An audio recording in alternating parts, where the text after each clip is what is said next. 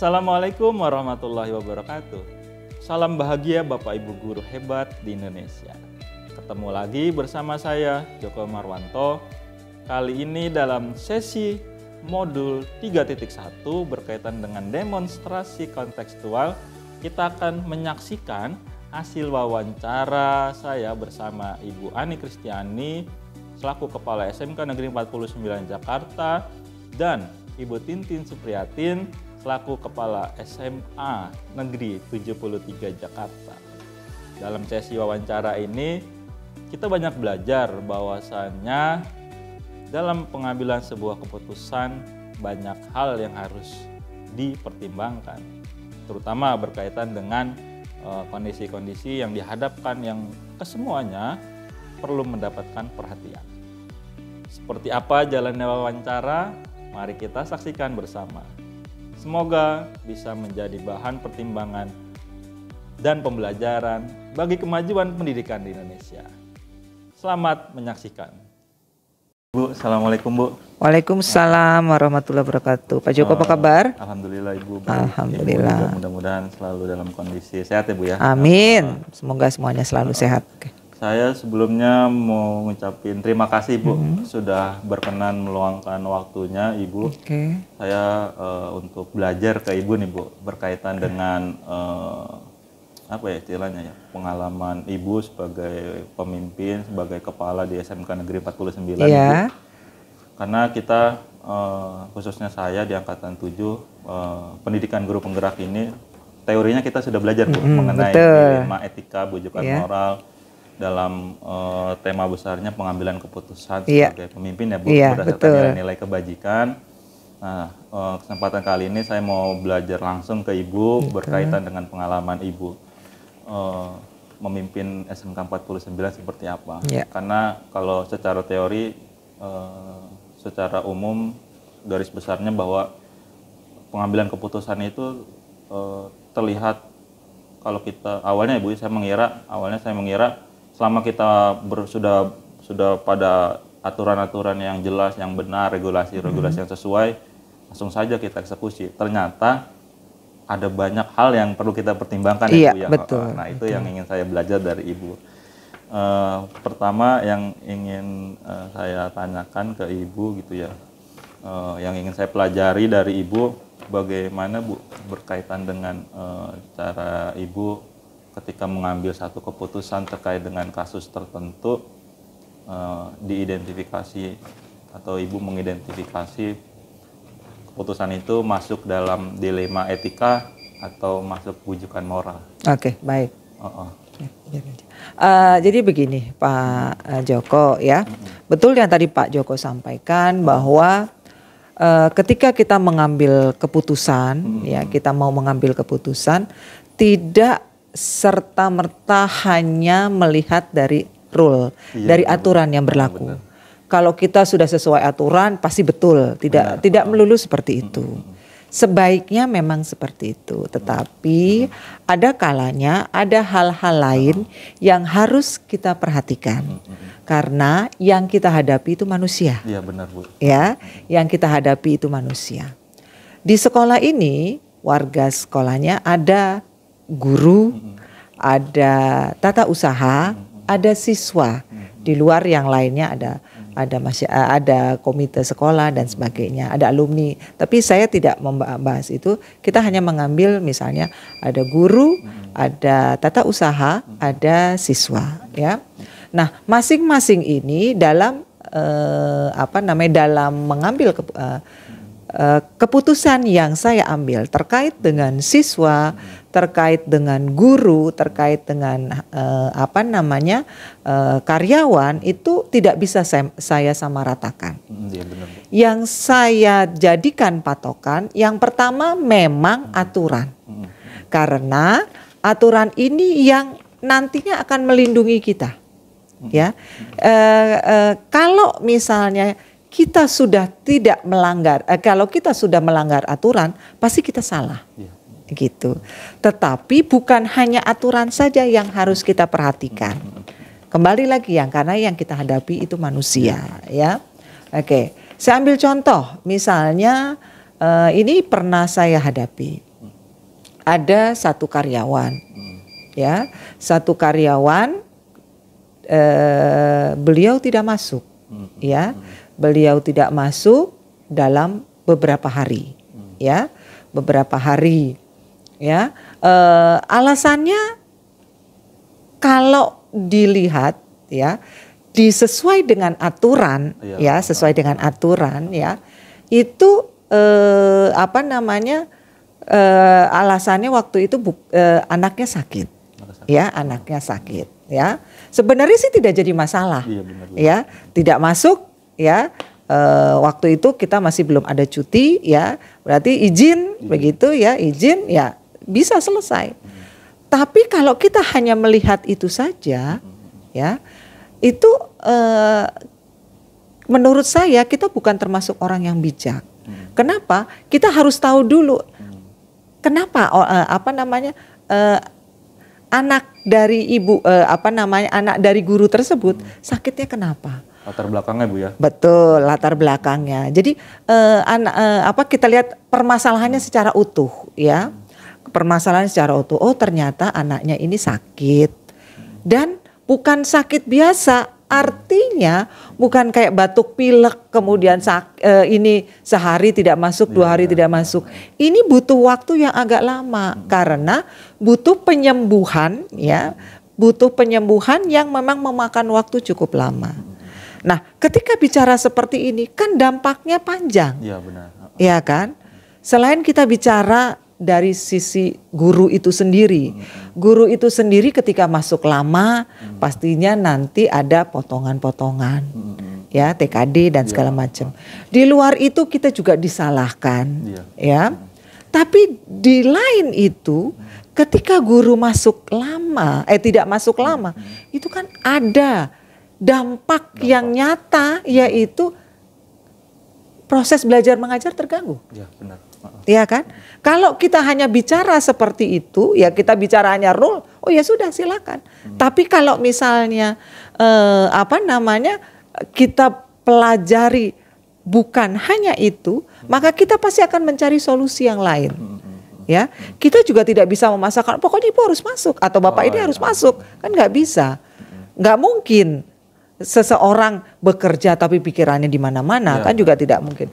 Ya, jadinya kita coba di sini mencari solusi yang sebaik-baiknya, begitu, sehingga kita tidak membuat atau kita tidak menciptakan permasalahan baru. Gitu, ya. Jadi kita menyelesaikan masalah dengan tidak membuat masalah lagi.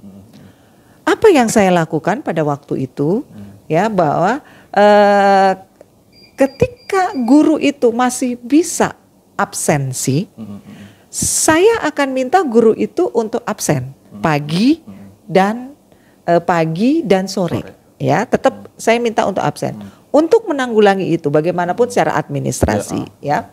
Tetapi kan anak nggak bisa ditinggal anaknya, gitu, ya. Oke, nah, jadi supaya proses belajar mengajar ini tetap berlangsung, ya, guru itu di rumah, ya, itu mengadakan pembelajarannya secara daring, gitu, ya, pembelajarannya secara daring, sehingga, ya, guru tersebut tetap bisa mengawasi anaknya yang sakit dengan yang tidak bisa ditinggal, memang kondisinya tidak bisa ditinggal, gitu, ya. Tapi proses belajar mengajar juga tetap berjalan. Nah, ya. Kira-kira seperti itu, ya. Jadi tetap harus dilihat, ya, apa namanya, tetap kita harus berprinsip bahwa kalau kita mau mengambil keputusan itu adalah menyelesaikan masalah dengan tidak membuat masalah yang baru, begitu, ya. Ya. Satu contoh yang bisa saya ambil lagi juga, ya, mungkin karena Pak Joko juga sudah tahu, ya. Ada beberapa siswa kita yang pada waktu itu mau kenaikan kelas, ya kan? Ada yang alpanya banyak, iya kan, ya? Ada alpanya banyak, ya. Apa namanya?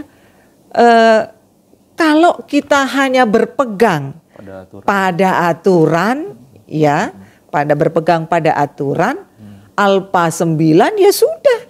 Toh juga masih masuk pada syarat aman untuk naik, ya kan? Nah, kita kalau hanya berpegangnya pada itu saja, ya memang kita menyelesaikan masalah. Tapi sebenarnya kita menciptakan masalah baru, yaitu ketika anak ini nilainya di rapot alpanya 9, apa kata dunia? Iya, terutama jangka panjangnya. Iya kan? Apa kata dunia? Ih, anaknya alpanya 8. Padahal mungkin alfa 8 atau 9 itu bukan karena keinginan dia, begitu ya. Jadi saya pada waktu itu minta coba dianalisis dulu ya. Anak ini alfa itu kenapa? Ya. Karena terkadang ada anak yang karena mungkin memang ketidaktahuannya ataupun mungkin ada juga kelalaiannya untuk menginfokan ketika anak ini sakit. Iya kan?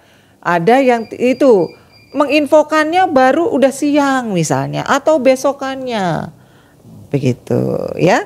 Berarti anak ini salah. Gitu. Tetapi tidak 100%-nya salah, kan gitu ya kan. Gitu. Dia memang dia tidak masuk. Tapi sebenarnya tidak masuknya bukan karena alfa tapi karena sakit. Cuma karena dia terlambat menginfokan, pada akhirnya menjadi alfa. Ya. Kemudian kadang-kadang ya memang kadang-kadang ya ada yang mungkin dia alfa karena ada beberapa yang alfa juga karena harus membantu orang tuanya. Dia tidak lapor segala macam ya.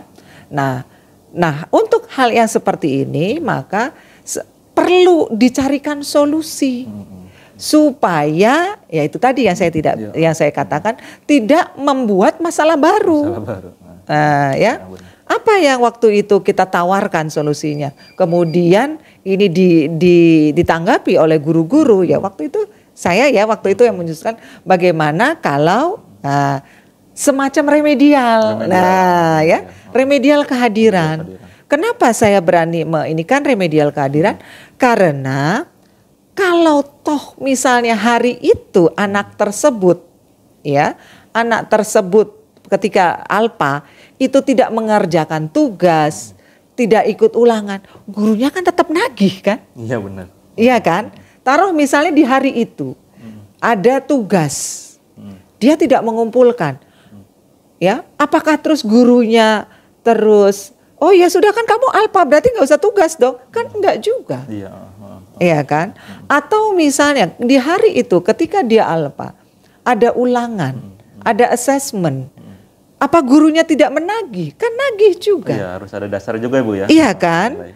Sehingga sebenarnya yang dia kemudian guru juga kan pasti menuntut ya, atau wali kelasnya juga nanya, emang kamu nggak nanya ketika kamu nggak masuk tuh yang pelajari apa, tugas-tugasnya apa, sehingga sebenarnya yang dia tidak ikut terkadang itu adalah kehadirannya, bukan pembelajarannya.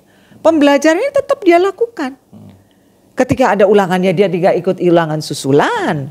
Ketika ada tugas dia juga ikut menyusul. Yang tidak hadir itu kan yang alpanya atau ininya yang bermasalah adalah ketidakhadirannya. Maka kita ganti ketidakhadirannya itu dengan yaitu tadi remedial kehadiran. Nah, gitu. Jadi tetap anak ini ada pembelajarannya juga. Gitu. Ya, ada pembelajarannya juga. Ketika dia mengganti remedialnya, misalnya tadi alpanya misalnya 8 deh, saya ambil 8 ya. Remedial digantinya 6. Maka hitungannya kan dia alpanya tinggal 2. Pasti ketika industri menilai sebuah rapot alfa 8 dengan alfa 2 pasti beda dong. Benar.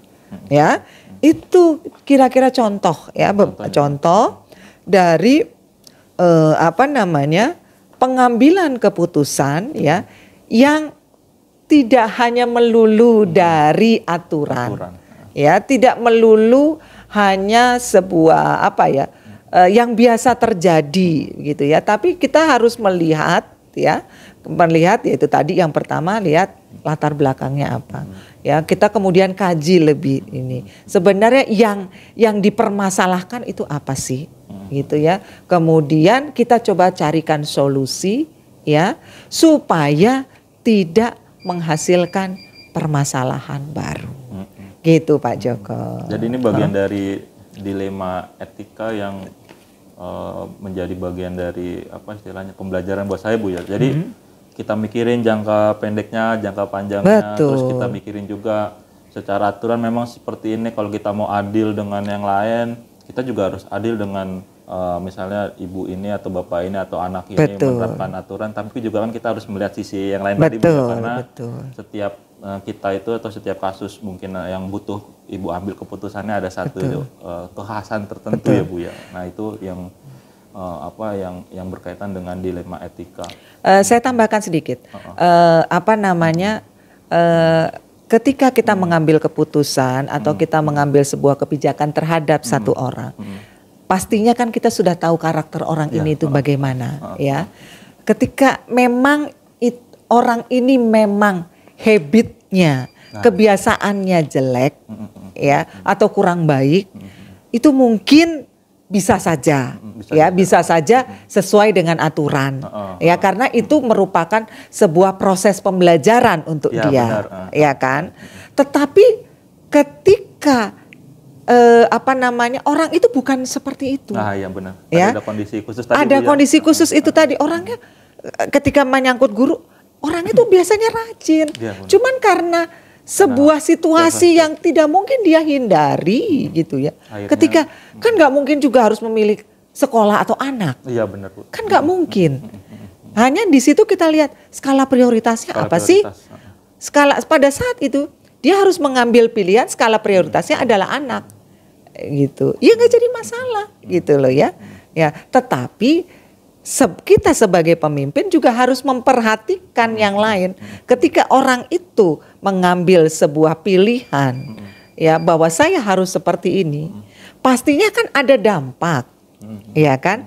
Tugas pimpinan itu adalah mencarikan solusi supaya dampak yang dihasilkan dari keputusannya itu bisa seminimal mungkin. Nah, gitu ya. Luar biasa Bu ya. Bu, kalau dari cerita Ibu tadi, pengalaman Ibu juga, ada nggak Bu selama ini yang Ibu anggap sebagai satu entry point yang efektif sekali nih Bu, ketika kita dihadapkan pada situasi dilema etika yang memerlukan keputusan kita secara cepat atau misalnya terukur gitu Bu. Jadi cara efektif yang sering Ibu lakukan itu apa Bu? Oke. Kembali lagi kita kepada tujuannya Pak tujuannya. Kita tujuan mengambil sebuah keputusan ya atau sebuah kebijakan itu apa? Ya. Ketika tujuan itu tercapai berarti kebijakan atau keputusan yang kita ambil itu sesuai. Pas ya. Tetapi kalau ternyata sebelum kita mengambil keputusan itu kita pikirkan ada dampak ada dampak yang kena itu bukan orangnya yang berkepentingan tapi orang lain, maka tugas kita adalah mencoba meminimalkan dampak itu. Jadi ketika yang salah satu orang, yang satu orang saja yang merasakan dampaknya. Jangan sampai merembet kemana-mana. Iya, benar Bu. Gitu ya. Jadi kita melihatnya seperti itu. Kalau kita memberikan misalnya sebuah misalnya hukuman, kayaknya kok tidak tepat ya hukuman ya. Sanksi. Konsekuensi lah ya. Saya kayaknya kalau hukuman tuh kalau di dunia pendidikan kok kayaknya bukan itu ya, sebuah konsekuensi. Ketika kita memberikan sebuah konsekuensi itu ternyata ada efek jera di situ perilakunya menjadi lebih baik, jadi lebih rajin, dia tidak mengulang kesalahan yang sama. Menurut saya berarti keputusan yang saya ambil itu tepat. ya. Tetapi apabila ternyata malah berlawanan, ya, menjadi sebuah malah menjadi malah jadi lebih males segala macam, berarti perlu pendekatan secara pribadi, pendekatan kita perlu dalami lagi begitu. Malah mungkin kita akan melibatkan, kita libatkan yang lain, karena kepala sekolah kan juga bukan Superman ya, bisa menyelesaikan semua masalah ya kan. Kalau ini misalnya kaitan, mungkin perlu libatkan BK misalnya, atau perlu libatkan misalnya dari pimpinan kita, misalnya dari Sudin kah, atau mungkin dari dinas dan sebagainya. Mungkin itu Pak. Jadi tujuan dan istilahnya dampak akhirnya seperti apa Bu ya, itu yang terukur di situ harus bisa. Kalau toh misalnya tidak persis sama, tapi masih dalam batas toleransi, gitu. Bener Bu. Selanjutnya Bu, yang ingin saya belajar dari Ibu, pasti kan ada semacam kayak tantangan gitu Bu ya dalam menghadapi permasalahan yang ada Bu ya. Apalagi sebuah institusi yang sebesar SMK 49 ini Bu, dengan segala kepentingannya, tantangan dalam penerapan atau pengambilan keputusan seperti apa yang pernah Ibu rasakan selama ini Bu ya, dalam mengambil keputusan? Saya melihatnya seperti ini. Ketika seseorang melakukan sesuatu, pasti punya alasan, pasti punya tujuan. Ya kan, pasti itu ya, nggak mungkin tidak ada ya. Nah, kadang yang mereka lakukan itu terkadang melanggar aturan, ya kan, melanggar aturan atau tidak sesuai dengan kesepakatan yang sudah ditetapkan, ya. Nah, tugas kita ya di sini adalah mengingatkan bahwa ada aturan yang dilanggar, ya, ada aturan yang dilanggar, ya. Kemudian mengingatkan kembali ada konsekuensi dari sebuah aturan yang dilanggar itu tadi, ya.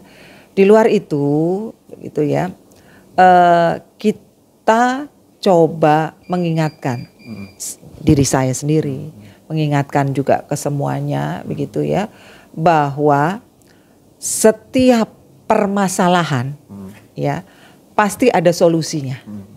Ya, pasti ada solusinya. Kita jangan terpaku pada kejadian yang sudah terjadi. Ya, karena kejadian yang sudah terjadi itu tidak bisa berubah.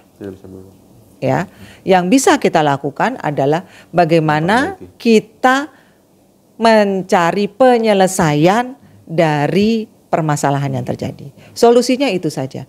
Selagi kita punya tujuan yang sama, ya, mungkin Bapak melihat misalnya ada satu antara Pak Joko dengan saya ada sebuah permasalahan atau ada perbedaan.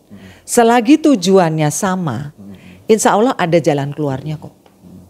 Walaupun melihat dari sisi yang berbeda. Ya, saya ambil contoh misalnya Bapak dari sisi sana sini. Ketika tujuannya ke sana, pasti semuanya akan ketemu kok. Iya kan? Walaupun sudut pandang awalnya kadang beda. Betul. Bu.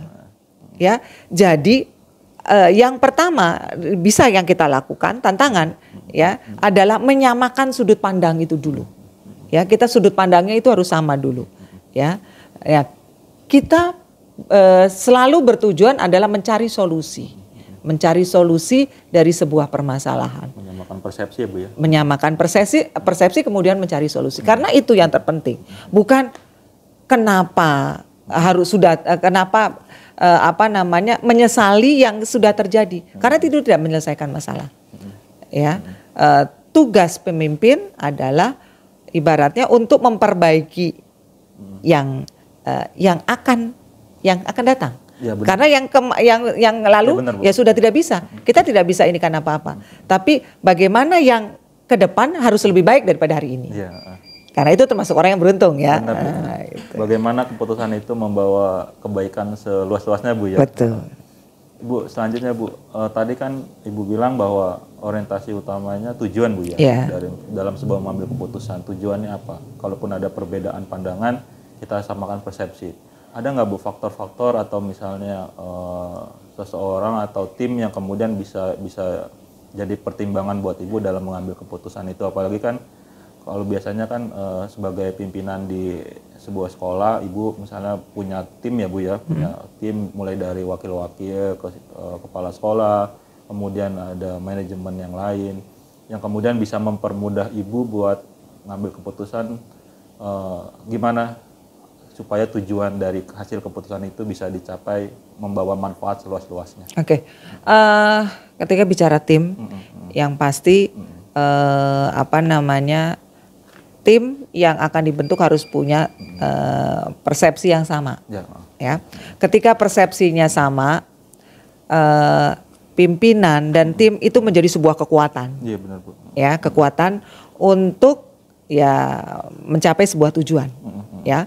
Kalau di dalam tim itu sendiri sudah persepsinya belum sama, akhirnya kita nggak bisa maju. Beda tujuan Bu ya. Iya, karena ibaratnya begini, karena yang satu ke kanan, yang satu ke kiri, yang satu maunya ke depan, yang satu maunya yang lainnya maunya ke belakang. Akhirnya kan nggak maju. Tetapi kalau semuanya tujuannya sama, persepsinya sama, ya, ibaratnya kayak lidi gitu ya. Lidi itu ketika sendiri-sendiri itu kan tidak kuat. Tapi ketika sama semuanya, sama seperti ini bukan identik ya, bukan homogen ya. Artinya punya persepsi yang sama, punya tujuan yang sama, ya insya Allah itu menjadi sebuah kekuatan. Nah kalau misalnya belum, yang pertama diselesaikan adalah internal dulu. Ya kita selesaikan internal dulu. Kemudian kalau internalnya sudah beres, baru kita bisa bergerak. Karena saya pun juga kan pimpinan itu bukan yang tadi saya katakan one man show kan, ya artinya semua saya yang harus menyelesaikan gitu lah ya.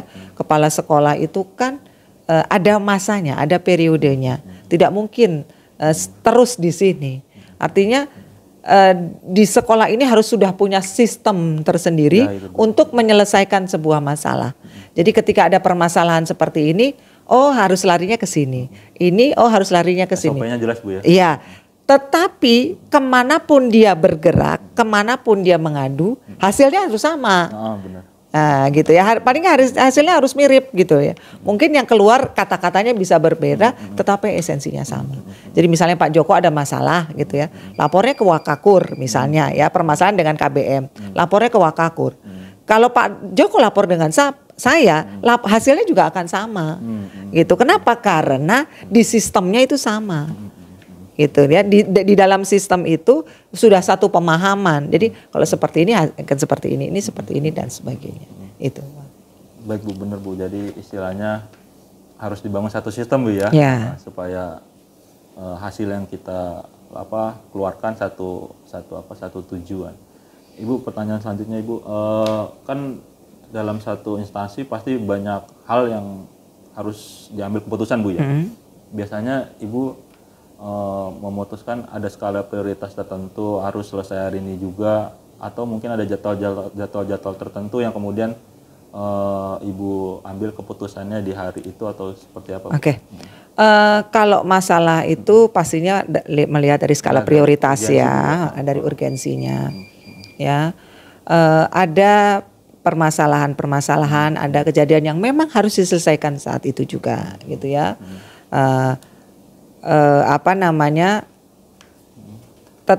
Intinya sebenarnya seperti ini. Kalau masalah itu bisa diselesaikan hari ini, kenapa harus menunggu besok? Karena kita tidak tahu besok itu ada apa. Ya. Tetapi kalau misalnya kadang-kadang gini, permasalahan itu kan nggak hanya cuma satu ya. Totonya ada tugas, ada ada kejadian luar biasa yang harus terjadi pada saat itu ya, maka itu kita ngambil skala prioritas gitu ya, supaya semuanya bisa terhandle. Itu yang pertama. Kemudian yang kedua, kalau ternyata harus diselesaikan dalam waktu yang sama, ya, diselesaikan dalam waktu yang sama, berbarengan, ada beberapa, maka biasanya saya pendelegasian. Ya, pendelegasian supaya semuanya bisa selesai. Jadi sama-sama penting harus diselesaikan, tetapi ada beberapa ya pendelegasian di situ, ya, supaya semuanya bisa sejalan, semuanya bisa tuntas. Karena itu tadi kembali yang tadi Ketika kita udah sistemnya ini sudah dalam sistem atau dalam tim ini sudah solid ya, sudah satu pemahaman, mau siapa yang maju gak jadi masalah gitu. Sistemnya sudah terbangun Bu ya. Ya, artinya sudah mempunyai persepsi yang sama gitu ya. Misalnya saya tidak memungkinkan untuk ikut, misalnya diwakili oleh misalnya Wakahubin, jawabannya pun juga akan sama. Jadi saya nanti Wakahubin ngomongnya apa ya? Ini ya enggak, saya udah enggak, karena kita sudah sama, punya persepsi yang sama gitu. Jadi kalau misalnya bisa diselesaikan hari ini, selesaikan hari ini gitu ya. Tapi kalau tidak bisa diselesaikan hari ini, ya kita baru lihat lihat skala prioritas ya. Kemudian kalau semuanya penting harus diselesaikan saat ini semuanya, berarti skala prioritas pendelegasian gitu. Baik Bu, ini sangat inspiratif banget Bu ya, obrolan saya dengan Ibu, banyak belajar saya dari Ibu. Terakhir saya ingin nanya pesan Ibu ke saya nih Bu, sebagai generasi muda Bu, pendidik yang belum banyak pengalamannya Bu ya, istilahnya ketika menghadapi dilema etika pengambilan keputusan itu, pembelajaran penting apa yang harus terus saya menjadi istilahnya acuan atau pengingat gitu Bu, supaya keputusan itu yang tadi seperti itu Ibu bilang membawa kemaslahatan gitu Bu ya, keputusan itu.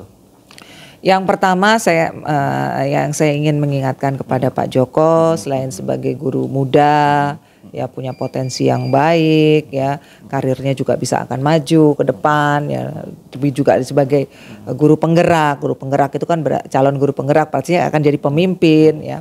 Yang pertama saya ingatkan, senantiasalah berpegang pada aturan. Ya, itu dulu. Karena memang aturan itu harus dipegang. Ya.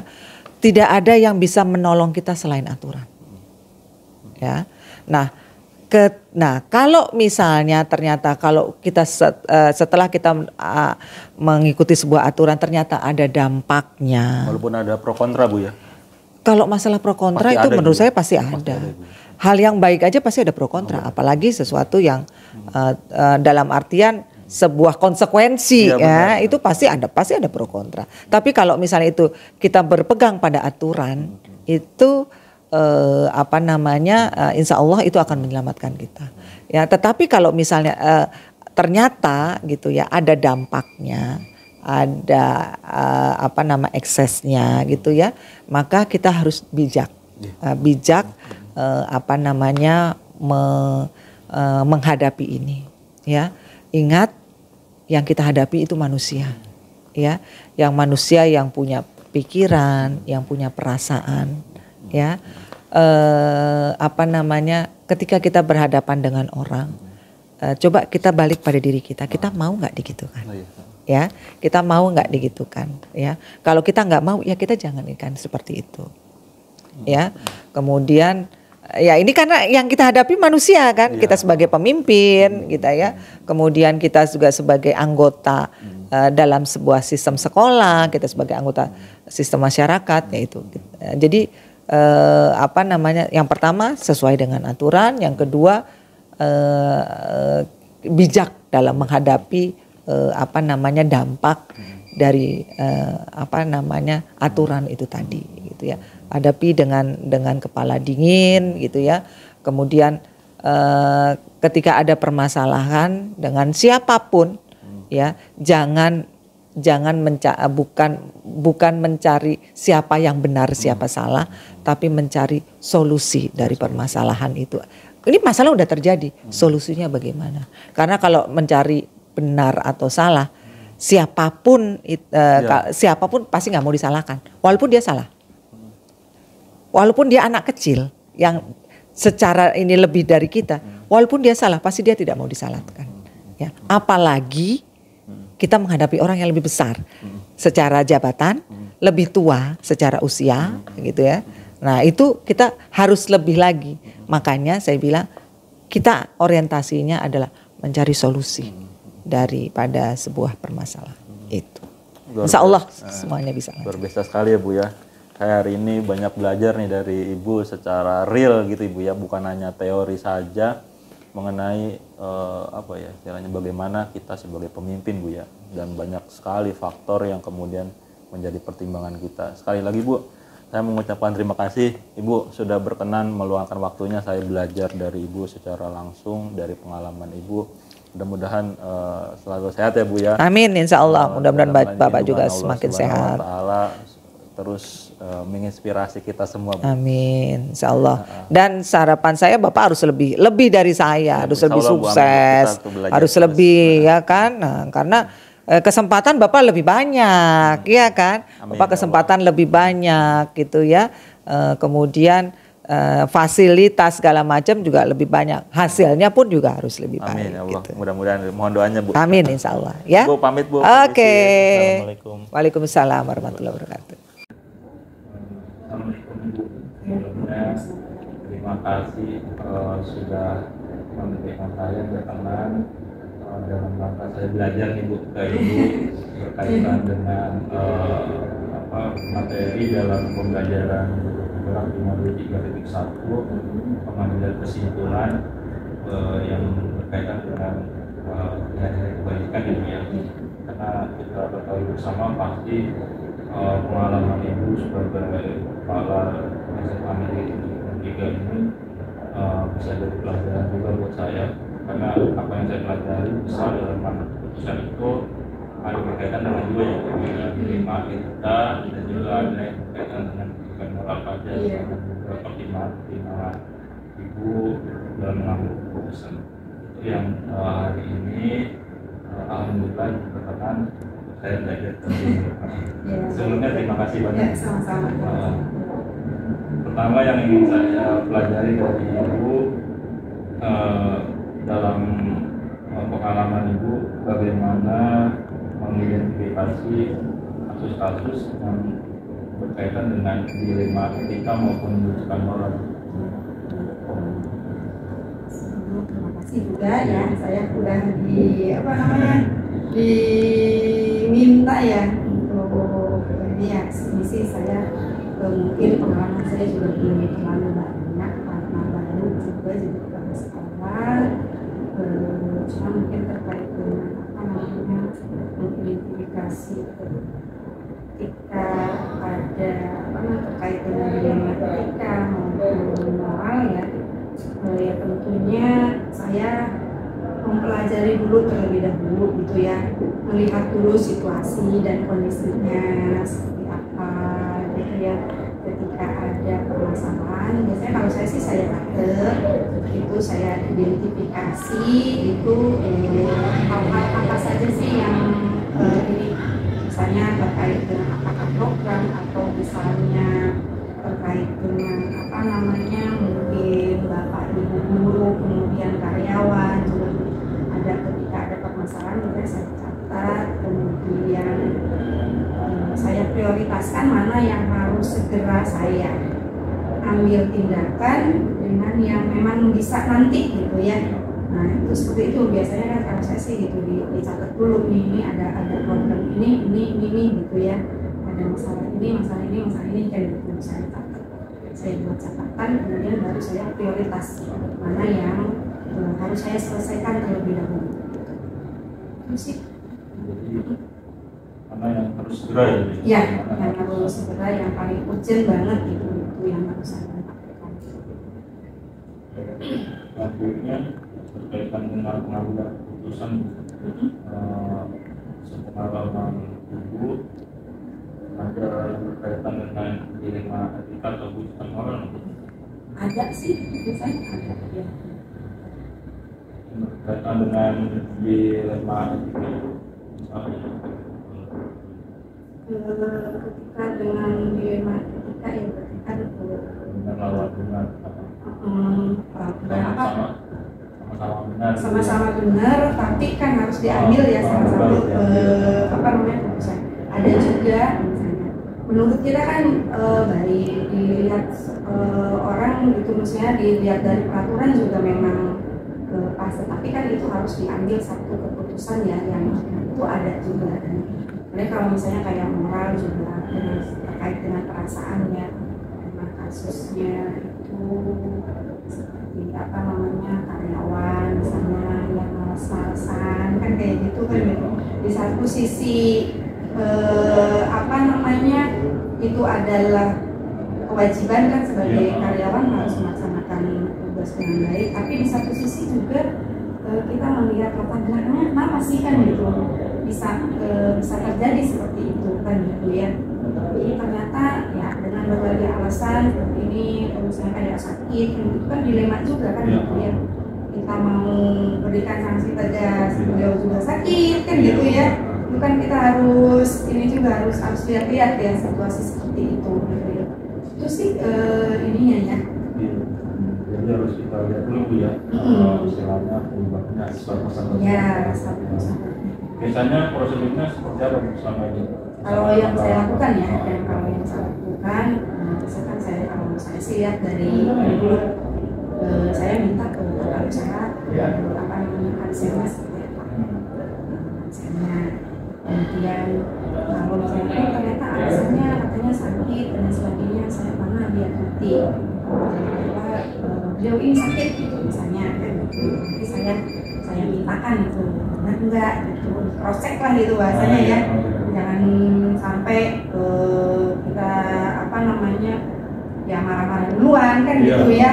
Nah itu kalau saya seperti itu, saya ambil dulu apa namanya, ambil yang bagian absen apa seperti apa, nah kemudian saya ambil orangnya biasanya saya ambil di tangan saya, terus itu ya kita berbicara dengan hati, saya bertanya misalnya kenapa sih penyebabnya seperti itu, apa mungkin ada yang bisa kita berikan solusi atau kita bantu dalam hal apa, misalnya kesulitannya apa, mungkin kan karena mungkin kan bisa jadi kan punya problem kan di rumahnya atau misalnya di lingkungan kerjanya juga atau bagaimana kan gitu. Kalau misalnya sakit ya sakitnya apa kan gitu, menyelesaikan harus kayak gimana kan gitu kan kayak gitu. Iya, nah itu sih kalau saya gitu, misalnya saya ambil. Selanjutnya yang saya belajar juga dari Ibu, menurut Ibu cara apa sih Bu yang efektif gitu ya jika kita menghadapi pada situasi kasus-kasus yang berkaitan dengan nilai kita, karena kita kadang mau membuat keputusan yang sebenarnya itu berdasarkan nilai yang ada benar gitu ya, tapi kemudian di satu sisi yang lain kita juga harus melihat rasa kasihan kita misalnya. Misalnya adil, bisa jadi adil itu buat keputusan yang akan kita lakukan, tapi juga di satu sisi ya banyak hal yang harus kita pertimbangkan. Ya, yang saya efektif yang satu tadi ya, dan biasanya ada yang saya ambil itu secara dari hati ke hati gitu ya, pasti permasalahannya seperti itu. Kemudian ketika mengambil keputusan juga saya tidak sendiri, karena di sini kan ada manajemen ya, yang harus saya ajak diskusi juga gitu. Nanti biasanya kami mengadakan rapat gitu ya, rapat secara khusus membahas yang bersangkutan gitu atau masalah tersebut gitu ya, termasuk dengan surat tata usaha juga gitu. Artinya keputusan bukan hanya dari saya gitu, tapi ada pertimbangan juga dari yang lain gitu ya, masukannya seperti apa gitu. Nanti pertimbangan pula saya juga mungkin kalau memang berat itu saya biasanya konsultasi juga dengan atasan kita ya. Berarti itu yang menjadi salah satu faktor juga gitu membantu Ibu ya. Iya. Dalam berkaitan dengan perusahaan, karena Ibu juga pasti kan ada tim yang mendukung. Iya. Baik, selanjutnya tantangan dalam pengadilan yang paling menantang ketika kita harus memutuskan. Ketika nih kalau saya kasus kemarin ya di semester kemarin itu ada salah satu karyawan kita sering nggak masuk sering nggak masuk ya, terus saya itu saya identifikasi kenapa, saya bertanya juga ke rekan-rekan kerjanya, kemudian ini alasannya seperti ini, saya sampai saya juga pengen berkunjung gitu, kenapa sih gitu. Ya kan kita harus identifikasi juga ya, kenapa sih memang itu. Saya nggak mau hanya katanya gitu. Jadi makanya saya waktu itu mau berkunjung, tapi waktu itu tidak sama salah satu karyawan saya aja dulu ke sana ke rumahnya gitu. Alasannya sih sakit, tapi ya itu tadi seperti yang tadi sebelumnya saya katakan bahwa tapi nggak ada tapi sakit gitu ya. Nah ketika itu ya saya mau berkunjung, saya mau meyakinkan diri gitu loh, benar nggak sih gitu orang ini sakit kan. Ketika perpanjangan KKI itu kan dilema tuh. Satu sisi ini kalau dilihat dari kinerjanya ini kan udah nggak bagus kan gitu ya. Tapi di satu sisi dia sakit kan, kemanusiaan kita juga. Hati nurani kita kan punya juga kan gitu ya. Kasian juga nih kalau orang ini punya keluarga segala macam kan gitu. Itu ini bagaimana? Tapi akhirnya kan setelah ditelusuri kemudian kebetulan juga ketika perpanjangan KKI itu belum tidak adil juga sudah saya video call juga gitu ya, sakitnya ternyata nggak sakit juga, sakitnya ya artinya rekam mediknya nggak ada. Kalau memang rekam medik ada kan artinya kan kita udah punya dokumen yang valid ya, dia sakit apa gitu ya. Artinya itu tadi semuanya dapat ini gimana, karena kan ini panitia rekrutmen KKI ini kan nggak saya doang gitu ya, semuanya dengan keputusan bersama dan tidak sekali ini saja, makanya kita dari dulu-dulunya juga memang seperti itu. Ya akhirnya kita putuskan tidak diperpanjang. Sebetulnya hati nurani saya juga ini juga gitu loh, apa ya dilema juga gitu ya. Seperti itu gitu. Dan kami berkali-kali sudah dikasih surat peringatan segala macam, ternyata tapi ya ya itu konsultasi juga dengan seperti itu. Kalau memang bukti yang sudah ada buat ya akhirnya saya rapat, akhirnya kan panggil saya semua mendukung panjang ya sudah. Itu sih yang paling ini sih saya itu. Jadi saya juga berpikir sebelum kita belajar tentang modul ini, saya pikir ketika kita melakukan sesuatu yang benar, ya udah kita jalani terus ya, tanpa melihat kajian atau apa. Ternyata ketika masuk modul ini kita diajari bagaimana cara memimpin itu, banyak hal juga yang harus kita pertimbangkan gitu ya. Itu yang akan mungkin membuat timbang dari pagi setiap ibu setiap kepala sekolah, banyak hal yang harus harus dilakukan. Terakhir berkaitan dengan pembelajaran saya ke depan apa pembelajaran penting sebenarnya dari pengambilan sebuah keputusan yang berkaitan dengan dilema. Pembelajarannya mungkin ini ya, saya juga terus belajar ketika melihat satu masalah itu memang harus berpikir panjang. Iya, berpikir panjang, nggak dengan emosi. Apalagi kalau saya perempuannya, biasanya langsung ini yang berbicara itu bahasanya gitu. Kalau karena mungkin langkahnya pendek katanya gitu kan gitu ya. Kalau perempuan dikedepankan emosi kan gitu ya, akalnya belakangan kan gitu. Tapi saya belajar gitu, terus belajar ini ketika menghadapi masalah saya itu digali dulu informasinya seperti apa sampai ini. Memang dilemanya juga dengan karena kita harus ada pengambilan yang urgensi, artinya harus secepatnya kan gitu ya. Tapi kita juga harus berpikir juga kan gitu loh, keputusan yang kita ambil ini udah sesuai atau tidak kan gitu ya. Ya kalau terkait dengan pasti kita lihat dasar hukum dulu gitu ya. Kalau dasar hukumnya sudah memang ini ya kemudian data gitu, itu dari data. Iya, jangan sampai kita ngomong itu nggak ada datanya, arti memponis seseorang dengan tidak ada data sama sekali.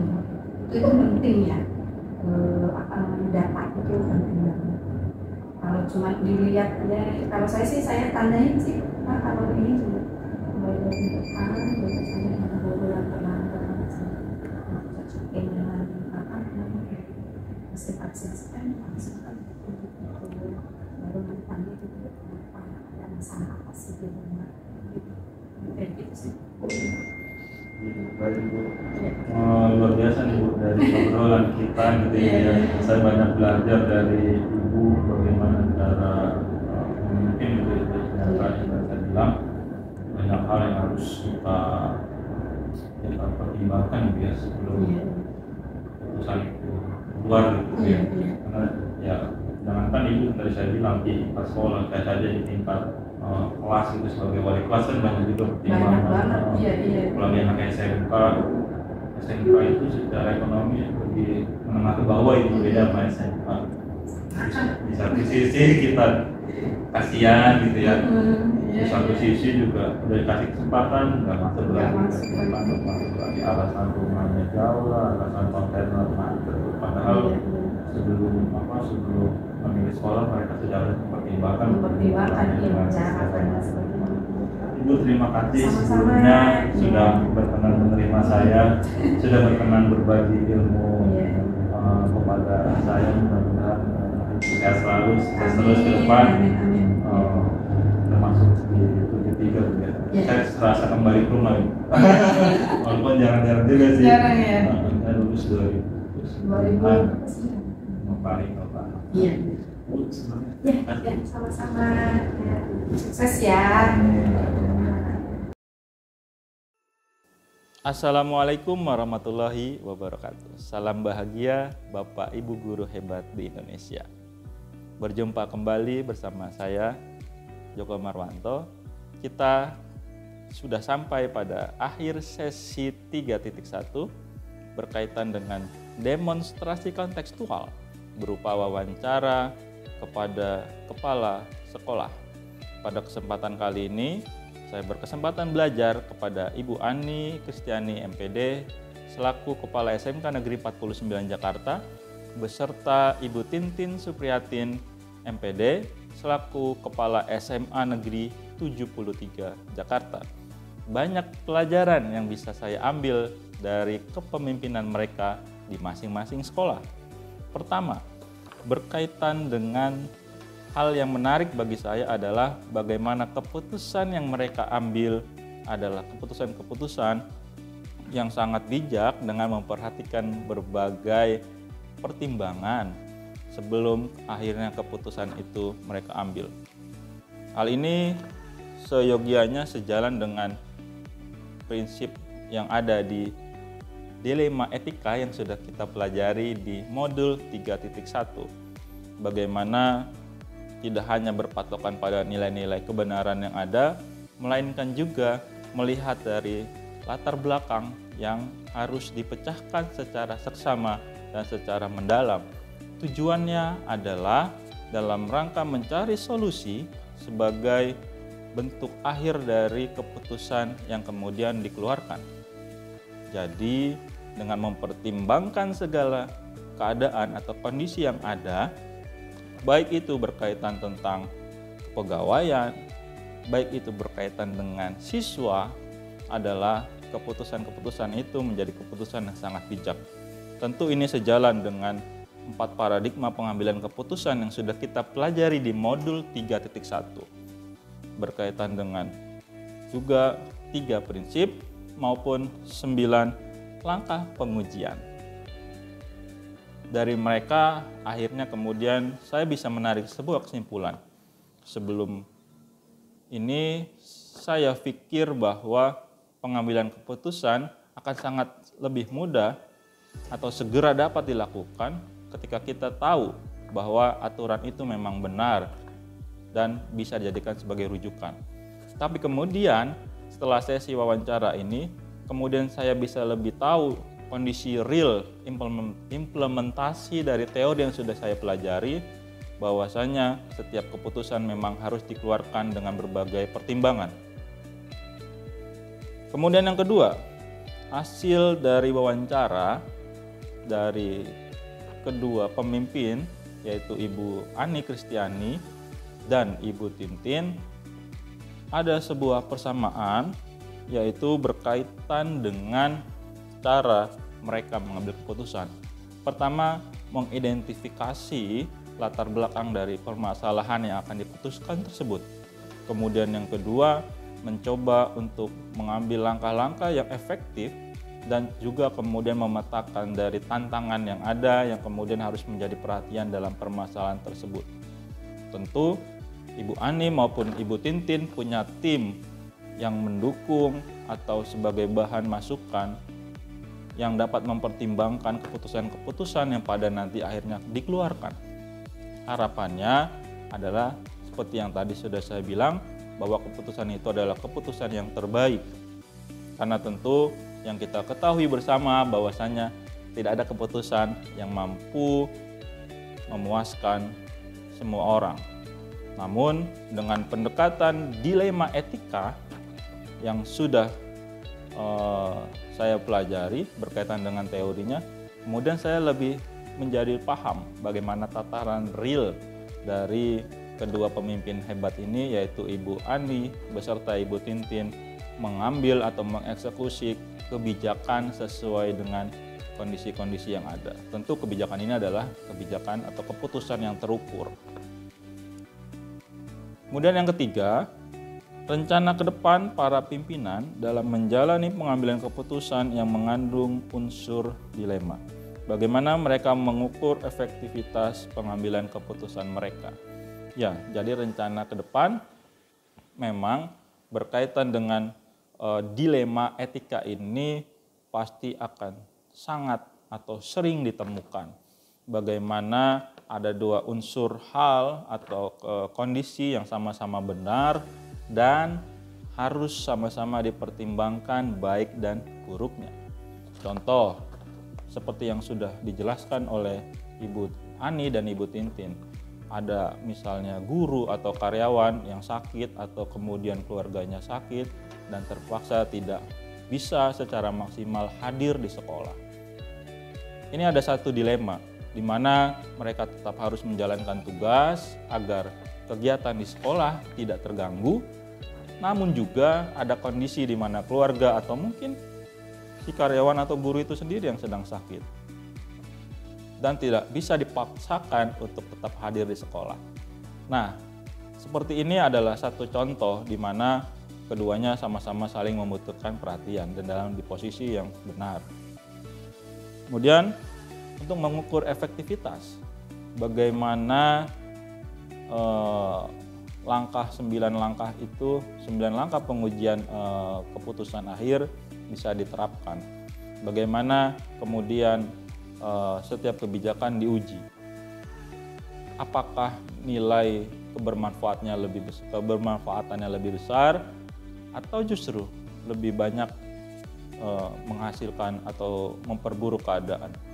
Itu yang kemudian menjadi satu fokus pengambilan keputusan berdasarkan dilema etika ini. Kemudian yang keempat adalah bagaimana kemudian saya ke depan menerapkan pengambilan keputusan dilema etika pada lingkungan sekolah. Baik itu berkaitan dengan murid maupun berkaitan dengan rekan-rekan sejawat atau para kolega guru-guru yang ada. Tentu setelah memahami teori yang ada berkaitan dengan pengambilan keputusan yang berkaitan dengan dilema etika, saya akan mencoba untuk mempertimbangkan mengenai baik yang berkaitan dengan 4 paradigma. Pertama, kebenaran melawan kesetiaan, terus juga kemudian individu melawan kelompok, keadilan melawan rasa kasihan, termasuk juga jangka pendek maupun jangka panjang. 4 paradigma ini saya rasa menjadi pijakan utama ketika ke depan nanti saya berhadapan dengan situasi-situasi yang ada terkait dengan dilema etika dalam rangka mengambil keputusan. Tentu 3 prinsip kemudian yang harus terus saya pegang adalah apakah keputusan itu berkaitan dengan hasil akhir atau berkaitan dengan peraturan-peraturan yang ada maupun dengan memunculkan rasa kepedulian. Nah, ini akan menjadi pertimbangan saya ke depan. Dan tentu ketika ditanya kapan akan mulai menerapkan, maka segera setelah kita tahu dengan prinsip-prinsip dilema etika ini, semoga harapannya adalah keputusan atau langkah-langkah kita sebagai pendidik, sebagai pemimpin pembelajaran ke depan akan semakin lebih bijak dan lebih terukur dengan mempertimbangkan segala aspek yang ada. Tadi baik berkaitan dengan 4 paradigma, dilema etika, 3 prinsip yang ada maupun nanti kemudian harus kita uji lagi dengan 9 langkah pengujian.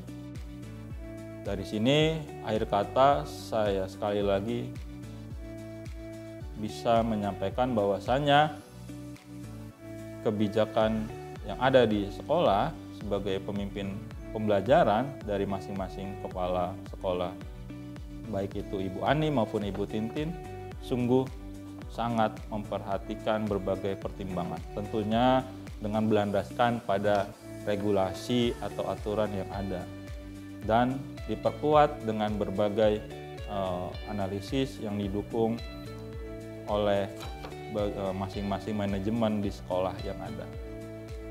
Sekian dari saya. Mudah-mudahan hasil wawancara ini bisa menjadi sebuah refleksi bagi kita ke depan sebagai generasi muda, sebagai penggerak pendidikan di Indonesia. Kurang lebihnya mohon maaf. Assalamualaikum warahmatullahi wabarakatuh. Salam bahagia.